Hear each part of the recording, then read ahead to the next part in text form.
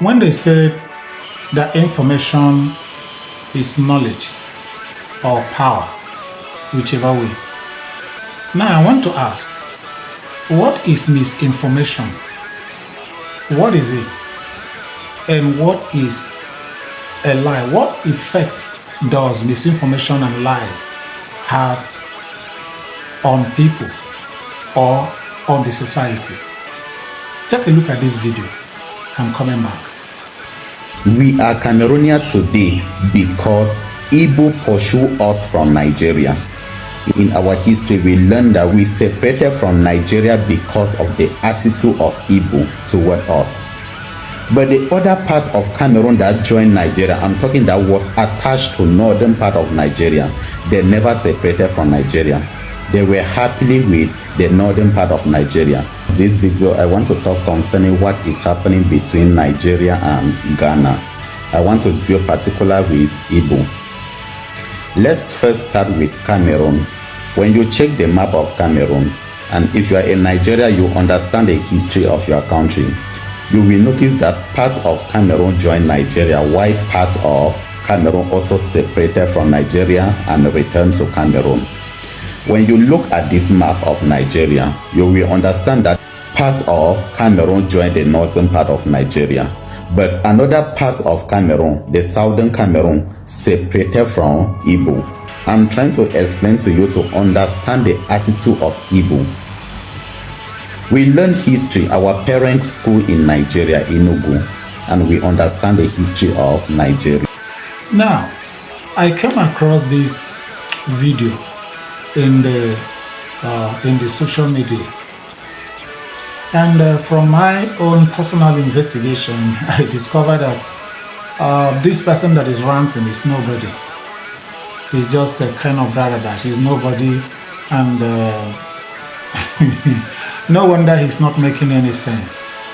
Let me ask, because I don't want to play all the nonsense that he was spilling on my video. I just want to give you this clip. If you want to listen to him, then you search out for him. Now, this is a video of about 9 minutes and that he made. In this 9 minutes and video that he made, he was busy rigmaroling, going around what does not make any sense. He was talking around nonsense. Brother Dash was talking trash. Now, you said your history taught you, in your history, that they taught you that the Igbos chase you away from Nigeria. And I want to ask, are you truly a Southern Cameroonian? Are you really educated? Do you really know your history? You know, like they said, that when you are informed, you perform. Yes, I agree with that. Because the kind of information you receive might determine the kind of performance you will put out there. It might be negative performance, it might be positive performance, depending on the information that you receive. Now, I want to call on the attention of my Cameroonian brothers and sisters. You have something that needs to be tamed now, that you have to tame this morning before it gets to afternoon. Because they are the kind of people that will come to the social media with stupid information, misinformation to cause problems. These are the people that are causing problems in the globe today. People that doesn't even know anything. Let me tell us the genesis of all this nonsense that is going on. He's talking and he's making reference to what happened in Ghana. Before I come to Ghana, let me tell you people the genesis of all this nonsense. Now, this is the handiwork of the Yoruba government in Nigeria, led by Alhaji Ahmed Bola Tinubu. Hear me clearly. Hear me clearly. 1999, when Obasanjo became the executive president of Nigeria, politically, not militarily now, It was Igbos that supported him, that gave him 100% support, both in his first tenure and in his second tenure. Igbos voted him in. Even when he brought in Goodluck Ebelemo Jonathan, the Igbos supported, which was the anger of late Muhammadu Buhari on the Igbos that made him call the Igbos a dot in a circle and made him talk about 100% and the 5%.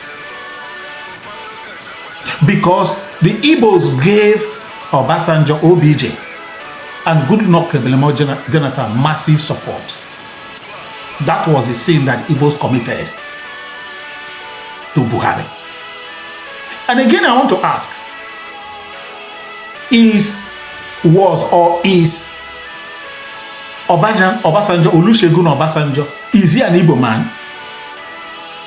Does Igbos answer Olusegun Obasanjo? But you see, I know why I'm just kind of taking you aback a little bit to a kind of present history of Nigeria. I don't want to go deeper than this, because when people come to talk about history, I look at them and I look at what is coming out, what the man that is talking about history is spilling out of his mouth. This guy that is talking about the history of, I think, presumed or supposedly to be the Ambazonians now in Cameroon. How old is he? Let him publish, show the world that history book where this thing that he's talking about is being written. Where it is being written. Okay? Now, why I said that the genesis of all this thing is sponsored, is a kind of, is as a result of what is going on now, presently in Nigeria. And this agenda, both the one that happened in Ghana and the one that is happening now, that a Cameroonian, I don't even know what to call him, have come out, I can't even say if he's a Cameroonian or not, have come out now to say is being sponsored by the Yoruba government in Nigeria, led by Alhaji Ahmed Bola Tinubu. Hear me clearly. Now, the case of Nnamdi Kanu in the court is making them go haywire. They don't even know what to do, because it is crystal clear that they have nothing against Nnamdi Kanu. Look at what happened in Kenya. When the Kenyan government saw what was going on in Nnamdi Kanu's case in Nigeria, they quickly declared Nnamdi Kanu free. They quickly judged that case in the favor of Mazi Nnamdi Kanu. Now, the international communities have taken note. And now the Nigerian government now have seen it that there is no way for escape. And they now talk to themselves and ask themselves, what do we do? Let us go and buy these let us go and buy these charlatans from all over Africa and use them to spoil the name of the Igbos, so that peradventure, which will definitely happen, they get this their Biafra. All other African countries will not trust them. All other African countries will not like them. That's the game. That is exactly what they are doing.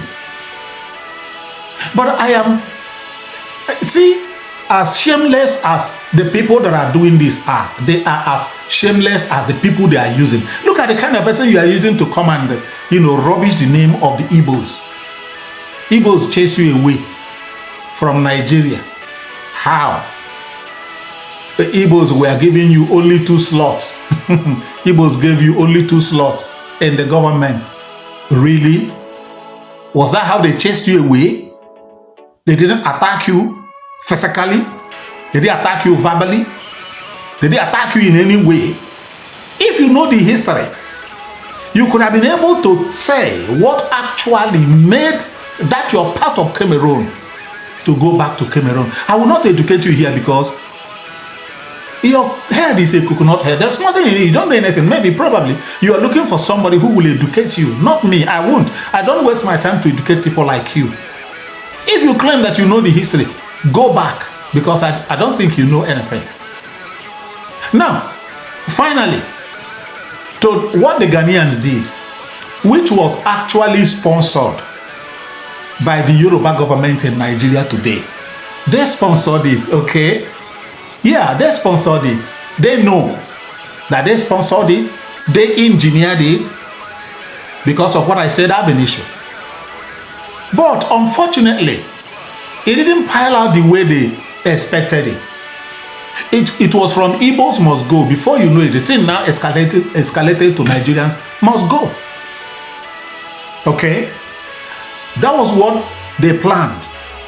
Now, this thing now makes somebody, an individual, to take it upon himself to decided to go into the history of the Ghanaians all over the world and began to expose the evil. The highest car theft in the whole world are the Ghanaians. The record is there. Are the Ghanaians. This guy now began to expose Ghanaians. Okay, can you see what is going on now in Scotland? I don't want to talk about that one now. If I should talk about that, I will make time to talk about it. Do you see what is going on in Scotland today by a Ghanaian? Do you see what a Ghanaian is doing now? Okay, don't worry. I will let you know about it. But I want to tell those that are doing this job for the Yorubas and the Yoruba government in Nigeria that you are not doing your homework very well. Yes. Listen to the person you hired. Listen to him. And I know you will call him back and say, what kind of nonsense was that? I know. For those ones that you are still hiring to tarnish the image of the Igbos, take it or no, I am making this as a promise to you. At the tail end of the whole thing, of this whole thing, you are the ones that are going to cry. You are the ones that are going to shed tears. Igbos will not beat you. But what you are doing today will beat you silly that day. Thank you. And stay safe for me, because I love you. Bye.